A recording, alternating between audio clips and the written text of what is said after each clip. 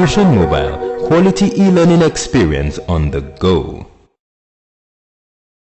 Okay, you're welcome to yet another biological session. As you know, this program is power-packed by Fusion Mobile e-learning platform, and I remain your biological tutor or smoking brain. And today we'll be looking at fruits, and these are my outlines: definition, Parthenocarpy, structure of a fruit, the differences between fruit and seeds, classification of fruits, and lastly, dispersals of seeds and fruits. And by extension, we'll be looking at the reasons for this dispersal. What then is a fruit? A fruit is a fertilized ovary with one or more seed. I take it again. A fruit is a fertilized ovary with one or more seed. In our previous classes, we have been able to establish the fact that ovary develop into fruit, while ovules develop into seed. So now, a fruit is a fertilized ovary containing one or more seeds. What then is Parthenocarpy? There are some special fruits, some fruits, so to speak, such as apple and pineapple. You don't really need their seed in order to propagate them. No, what then? You don't really need their seeds in order to propagate them. The concept of Parthenocarpy is being made use of. What is Parthenocarpy? Parthenocarpy, to a layman, is basically the creation of a fruit without seed. Now, I don't know if you have ever taken a fruit before and you find out there's no seed in it.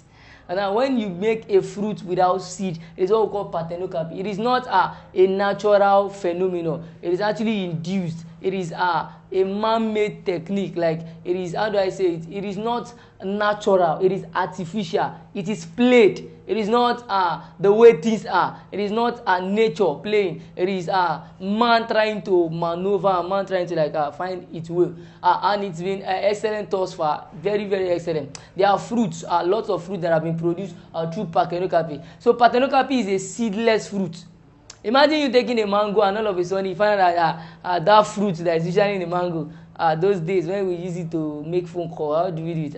And you find out that there's no seed inside. You'll be like, what is happening? But alas, it will soon happen. Although it hasn't got into fruits, but fruits like pineapple, apple has undergone Parthenocarpy. So Parthenocarpy is basically the production of fruits without seeds. And most time there's this particular plant hormone that is being made use of. The plant hormone is called auxin. Auxin is a special plant hormone that is being made use of. It helps in Parthenocarpy, development of fruits without seeds.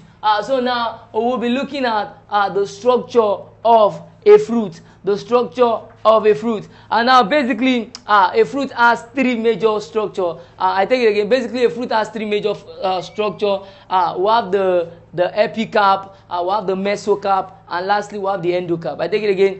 We have the epicarp, we have the mesocarp, and lastly we have the endocarp. Now collectively the epicarp, the mesocarp, and the endocarp are called pericarp. They are collectively called pericarp. And now right on this board we have the structure of a mango. Mango is a fleshy fruit, so to speak, the structure of a mango. And now this part is called the stalk. This stalk is gotten as the remains of style.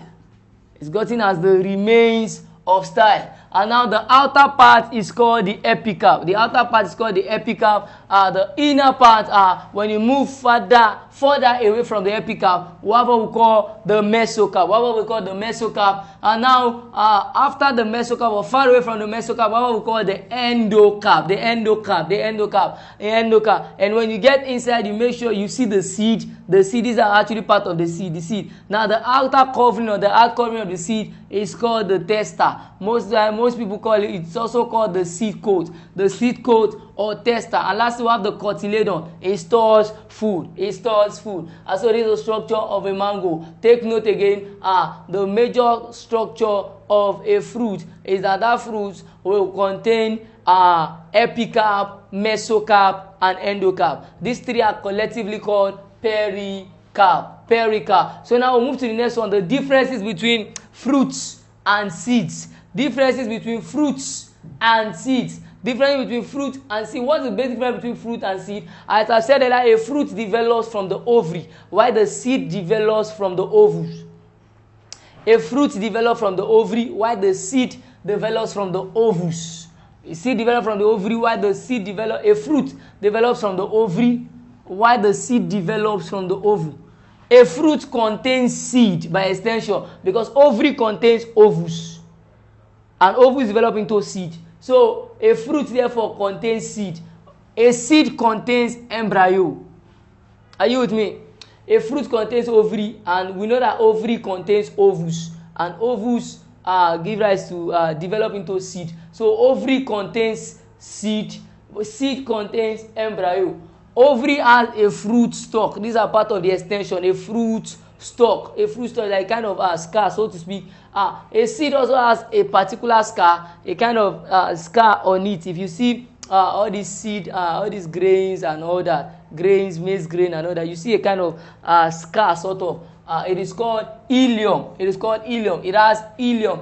A fruit lacks micropyle. Micropyle is an opening in the seed, an opening. A fruit does not have it, but a seed has micropyle. A seed has micropyle, but a fruit does not have. Again, a fruit develops from the ovary, ovus.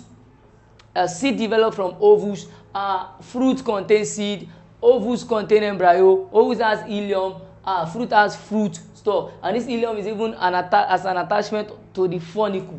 So to speak, a seed possesses micropyle, a fruit does not possess micropyle. A micropyle is an opening. Don't forget, it is an opening. Thank you very much. Now we'll be looking at the differences between fruits and seeds, and we just did that. So now we'll be moving forward. We'll be looking at the classification of fruits, which is very, very complex, but I would try as much as possible to bring it down to your level. There would be simplicity, I promise you. So let's look at the classification of fruits. Now fruits are basically divided into three. I take it again. Fruits are basically divided into four.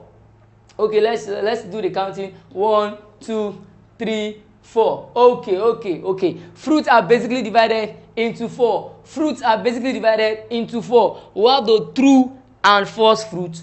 We have the simple, aggregate, multiple or composite fruit. I take it again. We have the true and false fruit. We have the simple, aggregate, multiple or composite fruit. We have the fleshy and dry fruit. And lastly, we have the dehiscent and indehiscent fruit. I take it again.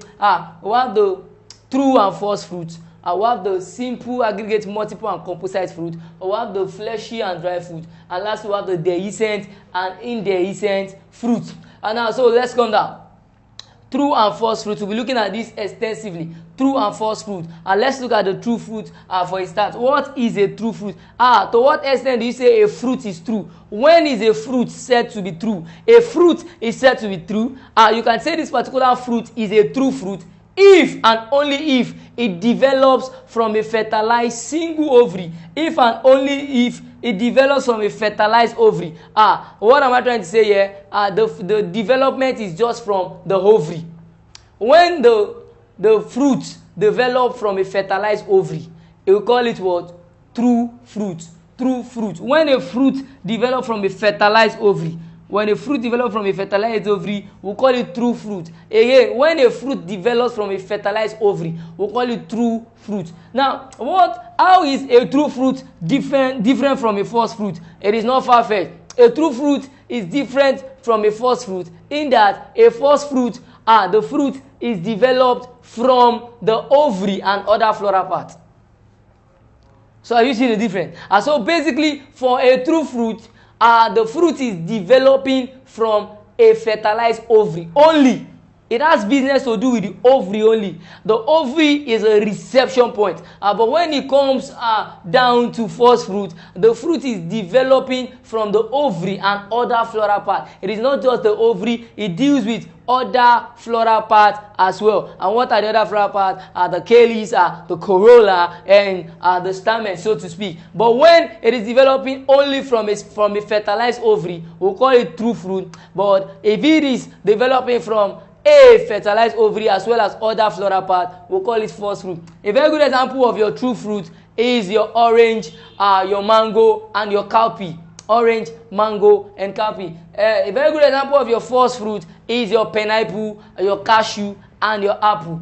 Apple, Malus silvestris, pineapple, Ananas cosmosus, and your cashew as well, Anacardium occidentalis, We have your mango for true fruit, Mangifera indica. We have your orange, Citrus sinensis. We have your cowpea, Vigna unguiculata. Now, we're done with true and false fruit. We'll now be looking at simple, aggregate, multiple, and composite fruit, or composite fruit, as the case may be. Simple, aggregate, composite. Simple, aggregate, composite. What are simple fruit? What are simple fruit? A simple fruit develops from a flower with single ovary. A simple fruit, it is called simple because it develops from a flower that has single ovary. A simple fruit is called simple because it develops from a flower that has simple ovary. For the last time, a simple fruit is called simple because it develops from a flower that has what? Single ovary. A very good example is your okra, your tomato, and your pawpaw. Okra, tomato, and pawpaw, they are simple fruit. Let's quickly move on to aggregate fruit. What is an aggregate fruit? For an aggregate fruit, it develops from a single flower, just like a simple fruit. But the difference is that that single flower has what? Several ovaries. For a simple flower, we have a single for a simple fruit, we have a single flower, and that flower has a single ovary. And so we call the resulting fruit what? Simple fruit. For aggregate, we have a single flower, but that single flower has several ovaries. Several ovaries, just like carpels develop, it has several carpels because it's pistillate. So it has several ovaries. And because it has several ovaries, the fruit coming up is called aggregate fruit. A very good example is your cola, cola nitida, or your cola cuminata, your bitter cola and your normal cola. And we have your apple. Apple also falls into this group. Apple is just almost everywhere. Apple is also aggregate. Apple here is Malus silvestri. And we have your what? Your strawberry. Your strawberry is also there. So you know strawberry is actually a nice fruit. It is edible and it is actually good for the body. So we have strawberry as well. So now let's quickly move on to the next one. Still on the list, we've looked at simple, we've looked at aggregate. Now we'll be looking at composite. What is a composite fruit? A composite fruit is a fruit that develops from inflorescence of flowers. As I've said earlier in the previous slide, inflorescence talks about lots of flowers arranging themselves singly on a particular axis. When different flowers, several flowers arrange themselves on a particular leaf stalk. When they arrange themselves on a single leaf stalk, then they form a leaf stalk. They all join at a leaf stalk. We'll call it what? Inflorescence. Just like you getting pieces of brooms, you join them together and then you tie them. So that point of time is what we call the inflorescence. Like they gather together at a particular point. So composite develops from inflorescence of flowers which are placed very close to one another. When flowers are placed very close to one another and these flowers is experiencing inflorescence, the fruit that would develop is called composite. And a standing example of composite is the pineapple. Don't forget, we've looked at true fruit, where we said the fruit is developing from a fertilized ovary only. Example is the cowpea, the mango, and the orange. Then we look at the false fruit. And for the first fruit, we said the fruit is developing from ovary, from a fertilized ovary, as well as other floral part. I said a very good example is your apple, your pineapple, and your cashew. Then we'll move forward, look at the simple, aggregate, multiple, and composite fruit. We said for the simple, it is the fruit develops from the flower with a single ovary. A single ovary, example is your pepper, your tomato, and your pawpaw. Why? For composite fruit, for aggregate rather, the fruit develop from a single flower having several ovaries. A single flower having several ovaries. Example is your cola nitida, your apple, and your strawberry. And now for the composite, we said they develop from an inflorescence of flowers which are placed very close to one another. A very good example is your pineapple. So let's quickly move on to the third group. We have the fleshy or dry fruit. Now dry fruit are fruits that are dry. We'll get to understand more of dry fruit when we get to dehiscent and indehiscent. So let's look at the fleshy fruit. What are fleshy fruit? For the fleshy fruit, it is either the pericarp. What is the pericarp? The pericarp is the epicarp, the mesocarp, and the endocarp. It is either the pericarp is thick, soft, and fleshy, or one of its layer. It could be, what do I mean by one of its layer? It could be the epicarp, it could be the mesocarp, or the endocarp. One of them have to be thick, soft, and fleshy. So it is either it is either one of its parts is thick, soft, and fleshy, or the pericarp itself, all. It is either one or all of them will be thick, soft, and fleshy. So under that, what we call them fleshy fruit. Fleshy fruit. And they tend to show this character, the thick, the softness, and the fleshiness. They tend to show this character when they are ripe. Don't forget, they tend to show it when they are ripe. So what are the groups of fleshy fruit? The groups of fleshy fruit are actually we have the drupe.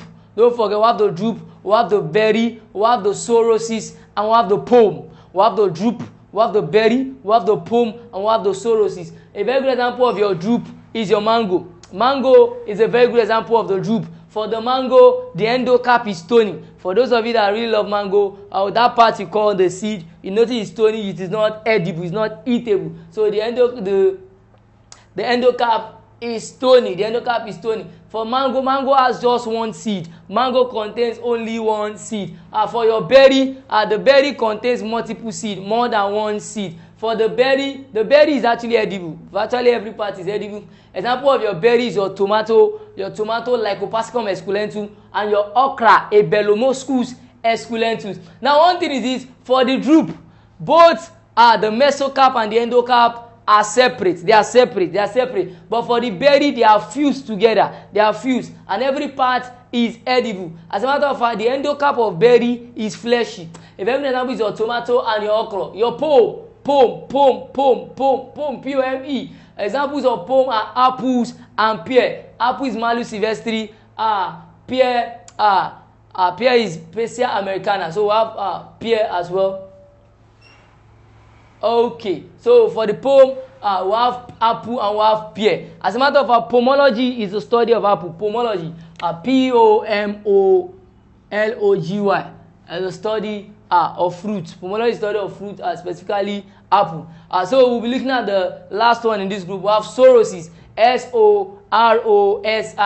So examples of sorosis are pineapple, ananas cosmosus, and breadfruit. Pineapple and breadfruit belong to that group. So again, fleshy fruits are drupe, berry, sorosis, and pome.